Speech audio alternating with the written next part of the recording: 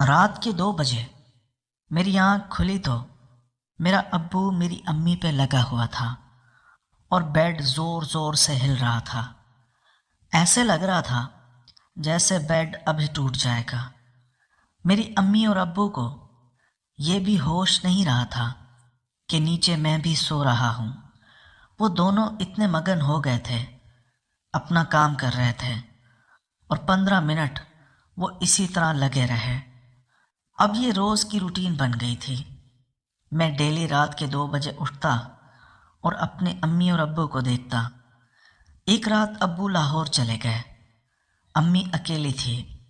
رات کے 2 بجے تو میں اپنی امی کے ساتھ۔ میرا نام ذیشان ہے، میری عمر 20 سال ہے۔ ہم لاہور میں رہتے ہیں۔ میرے ابو کی درزی کی دکان تھی کراچی میں۔ میری امی کا نام سلمہ ہے اور ابو کا نام ارشاد ہے۔ میری امی کی شادی چھوٹی عمر میں ہی ہو گئی تھی۔ میری امی کی عمر 40 سال ہوگی، لیکن 40 سال کی عمر میں جو حسن میری امی پہ آیا تھا وہ تو 16 سال کی عمر میں بھی نہیں آیا تھا۔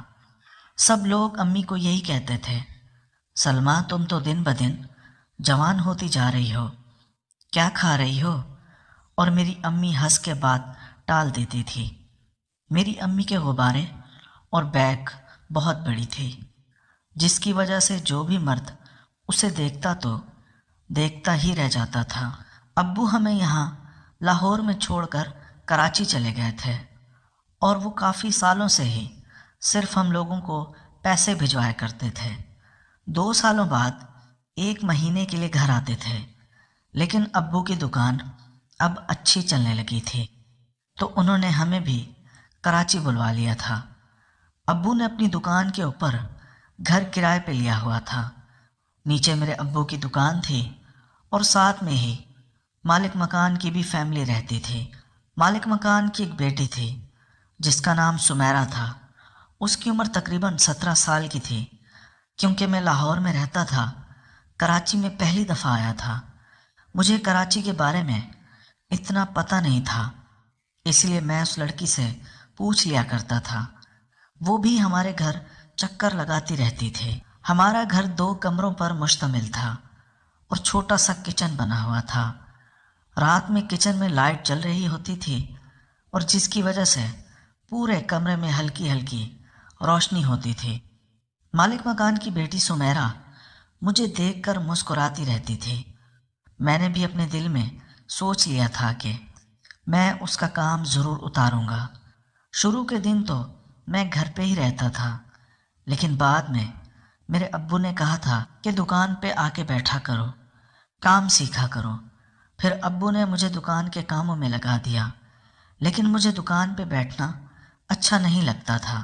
صبح 8 بجے سمیرہ کالج جا رہی ہوتی تھی اور دوپہر 2 بجے واپسی بھی آ رہی ہوتی تھی۔ مجھے اس کی ٹائمنگ پتہ چل گئی تھی، اور اب تو صبح بھی میں ہی دکان کھولا کرتا تھا۔ صبح جاتے ہوئے بھی سمیرہ مجھے دیکھ کر مسکراتی تھی، اور دوپہر کو آتے وقت بھی۔ میری امی گھر پہ سارا دن اکیلی رہتی تھی۔ میرے ابو نے میری امی کو ٹی وی بھی دلوا دیا تھا اور کیبل بھی لگوا دی تھی، تو میری امی سارا دن ڈرامے دیکھتی رہتی تھی۔ میرا ابو اب اچھے پیسے کماتا تھا تو امی کی فرمائشیں بھی پوری کرتا رہتا تھا۔ کبھی بریانی گھر بھجواتا تھا، کبھی فروٹ، کبھی کچھ تو کبھی کچھ۔ اسی طرح اب ہمیں کراچی آئے ہوئے 1 مہینہ بھی گزر گیا تھا۔ شروع میں مجھے کراچی اچھا نہیں لگتا تھا، لیکن اب آہستہ آہستہ مجھے کراچی میں مزہ آ رہا تھا۔ ہم ایک ہی کمرے میں سوتے تھے، ہم زیادہ لوگ نہیں تھے نا، 3 تو بندے تھے۔ امی ابو بیڈ پر سوتے تھے اور میں ساتھ نیچے سوتا تھا۔ ایک رات تقریباً رات کے 2 بجے میری آنکھ کھلی۔ میں نے دیکھا تو بیڈ ہل رہا تھا۔ پہلے مجھے سمجھ نہیں آئی کہ کیا ہو رہا ہے۔ میں جیسے ہی اٹھنے لگا، میں نے دیکھا میرا ابو میری امی پہ لگا ہوا تھا، اوپر سے انہوں نے کپڑا بھی اوڑھا ہوا تھا۔ کچن میں ایک چھوٹی لائٹ جل رہی تھی جس کی روشنی کمرے میں بھی آتی تھی، تو ہلکا ہلکا مجھے نظر آ رہا تھا۔ میں اٹھا نہیں، پھر سو کے ان دونوں کو دیکھتا رہا۔ اگلی رات پھر ایسے ہی ہوا۔ رات کے 2 بجے پھر ابو امی شروع ہو گئے تھے۔ آج انہوں نے آدھا کپڑا اوڑھا ہوا تھا۔ اب میں روز ہی رات کے 2 بجے اٹھتا اور امی اور ابو کو دیکھتا، جس کی وجہ سے اب میرا نظریہ امی کے بارے میں تبدیل ہونے لگا تھا۔ اب جب بھی مجھے موقع ملتا میں گھر آ کر اپنی امی کو دیکھتا رہتا اور سوچتا کہ میرے ابو کتنے خوش نصیب ہیں جو رات کو امی کے ساتھ سکون لیتے رہتے ہیں۔ میں بار بار اپنے دماغ کو روکتا کہ اپنی امی کے بارے میں نہیں سوچوں، لیکن بار بار وہی رات والے منظر میری آنکھوں کے سامنے آ جاتے تھے۔ اب سمیرہ بھی مجھے اچھی نہیں لگتی تھی۔ وہ خود مجھ سے بات کرنا چاہتی تھی، میں اب اس سے جان چھڑوا رہا تھا۔ اب صبح میں 10 بجے اٹھا کرتا تھا تاکہ مجھے دکان پہ نہ جانا پڑے۔ ابو تو چلے جاتے تھے۔ شروع میں تو مجھے ابو نے بہت ڈانٹا کہ جلدی اٹھا کرو، لیکن اب ابو بھی خاموش ہو گئے تھے۔ میں اپنا زیادہ سے زیادہ وقت اپنی امی کے ساتھ گزارنا چاہتا تھا۔ میں ان کو روز ہی وہ والا کام کرتے ہوئے دیکھتا رہتا تھا، لیکن میں نے کبھی بھی اپنی امی پہ ظاہر نہیں ہونے دیا کہ میں آپ لوگوں کو دیکھتا ہوں۔ اسی طرح دن گزر رہے تھے۔ ایک دن شام کو ابو کو لاہور سے فون آیا۔ ابو کی بہن یعنی کہ میری پھپھو کا شوہر انتقال کر گیا تھا۔ پہلے تو ابو نے سوچا کہ امی اور ابو چلے جاتے ہیں، کیونکہ میں بھی نیا نیا کراچی آیا تھا، تو میں نے کہا میں بھی نہیں رکوں گا، میں بھی ساتھ چلوں گا۔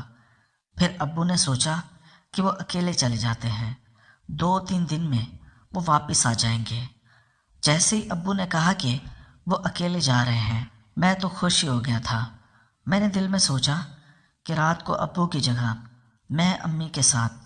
پھر میرا ابو کہنے لگا گھر کا خیال رکھنا اور صبح جلدی دکان کھولنا، کاریگروں کو بٹھا کے پھر بھلے تم گھر آ جانا۔